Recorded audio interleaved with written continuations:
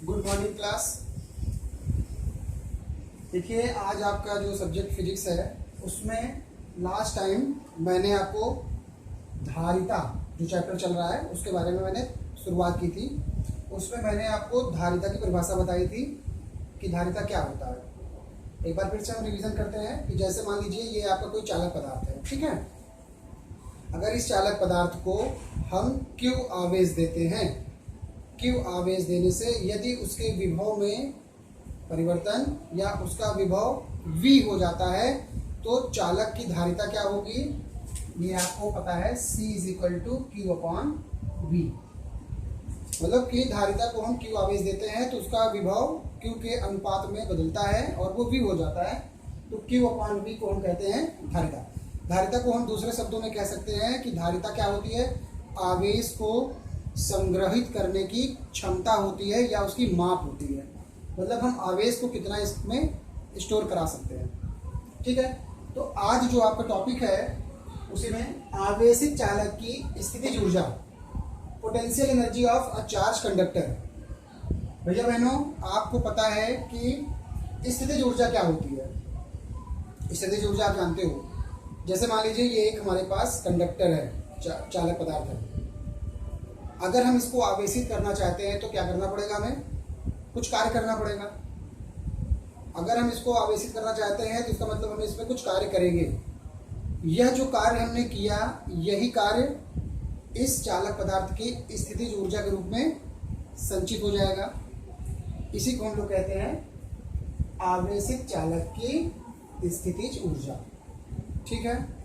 अब इसको आप मैथमेटिक्स के रूप में देखिए कि कैसे ये सॉल्व होता है। सीधी सी परिभाषा अगर कोई पूछता है तो आप बता सकते हो कि अगर हम किसी चालक पदार्थ को Q आवेश देते हैं, वह किया गया कार्य आवेश देने में जो भी हम कार्य कर रहे हैं वही हो गया स्थितिज ऊर्जा।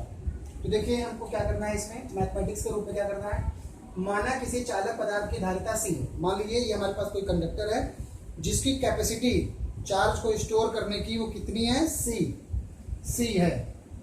चालक को Q डैश आवेश, इस चालक पदार्थ को हम मान लीजिए कोई हम आवेश Q डैश दे रहे हैं।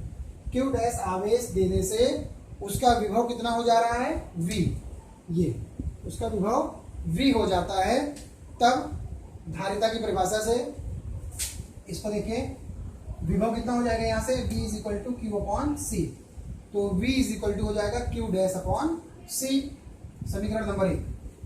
यह परिभाषा है आपकी धारिता की। यदि चालक पदार्थ को आवेशित करने में किया गया कार्य, जैसे मान लीजिए ये चालक पदार्थ है, अगर हमने इसको सूक्ष्म आवेश dq दिया, मान लीजिए समझने के लिए हम आपको बता रहे हैं कि सूक्ष्म आवेश dq दिया और ये dq आवेश देने में यदि हमने कार्य कितना किया, स्मॉल dw, तब ये वर्ग का एक फार्मूला होता है कार्य का विभव और आवेश के पदों में, dw = V × dq। अब V की जगह हम क्या रख दे रहे हैं, समीकरण 1 से वैल्यू रख दे रहे हैं Q डैश/C। Q डैश/C यहाँ पे आ गया Q डैश/C dq। तो ये हो गया, ये जो समीकरण नंबर 2 आया, ये क्या है, ये जब हम इस चालक पदार्थ को dq आवेश दे रहे हैं और ये dq आवेश देने में किया गया कार्य dw। इसका मतलब हम पूरा अगर चालक पदार्थ को पूरी तरह से आवेशित कर दें Q उसमें देकर आवेश देकर, तो किया गया कार्य कुल कितना हो जाएगा, W हो जाएगा। तो इसका हम समाकलन कर देंगे, तो किया गया कुल कार्य W = ये जो समीकरण 2 आया था इसी का समाकलन Q डैश/C dq। अब देखिए इसी क्या है, चालक पदार्थ की धारिता है, वो कांस्टेंट है तो उसको बाहर हम कर देंगे। फिर ये आ गया आपका समाकलन में Q डैश dq। अब ये Q dq मतलब एक ही फलन है और आपको ये फार्मूला पहले से पता है, xn dx = xn+1/n+1। यहाँ x की जगह q है और n की जगह 1 है। तो ये जब वैल्यू सॉल्व करोगे इस फार्मूले से आपको मिलेगा Q² 2। तो इसका मतलब ये हुआ कि W = आता है 1/2 Q²/C। तो ये कार्य आपने जब आवेशित किया इस चालक पदार्थ को, तो कुल कार्य आपने कितना किया, इतना। और यही किया गया कार्य इस चालक पदार्थ में स्थितिज ऊर्जा के रूप में संचित होगा। इसका मतलब स्थितिज ऊर्जा कितनी हो जाएगी, हाफ क्यू स्क्वायर अपॉन सी। अब ये हो गया आपका समीकरण नंबर 3। अब आप थोड़ा सा इंटर कन्वर्जन कर लीजिए, थोड़ा सा फार्मूले को बदल सकते हैं दूसरे रूप में। देखिए ये फार्मूला आपको पता है, C इक्वल टू होता है Q अपॉन V। इसको हम कर सकते हैं Q बराबर C गुणे V भी। देखिए Q बराबर अगर हम C गुणे V कर दें तो समीकरण 3 में अगर Q बराबर C गुणे V कर देंगे तो ये वाला वैल्यू बदल के ये हो जाएगा, U is equal to half CV square. इसी प्रकार से अगर C is equal to Q upon V कर देंगे हम तो U की वैल्यू आ जाएगी हाफ Q गुणे V। तो ये 3 जो फार्मूला आपको मिल रहे हैं, ये तीनों फार्मूला होता है आवेशित चालक की स्थितिज ऊर्जा का। भैया बहनों, अगर कोई कंफ्यूजन होगी तो आप मुझसे पूछिएगा।